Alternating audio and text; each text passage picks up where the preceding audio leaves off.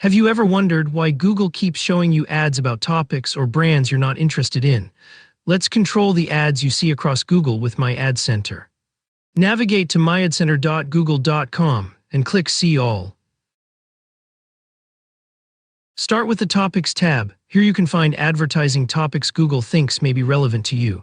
For each available topic, you can indicate that you want to see more or fewer ads related to it.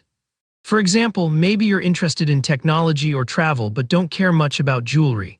You can adjust those preferences accordingly. Here's why this matters. You're giving Google additional signals about what advertising is useful to you. Now move to the Brands tab.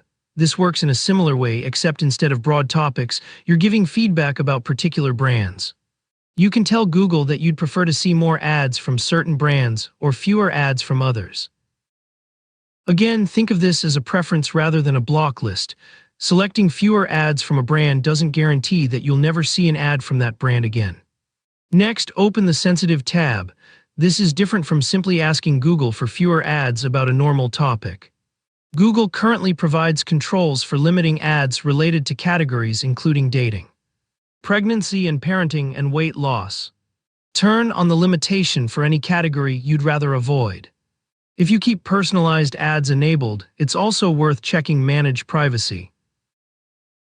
Here, Google provides controls over some of the information used for personalized advertising, including information from your Google account, categories used for ads, activity used for ads, and areas where you've used Google. Instead of treating personalized advertising as one simple switch, this lets you understand and adjust some of the signals behind it. Now let's look at a bigger decision: personalized ads on or off. With personalized ads on, Google uses your activity and preferences to show more relevant ads. Turning off personalized ads won't remove ads, it only changes how Google chooses them. That's it.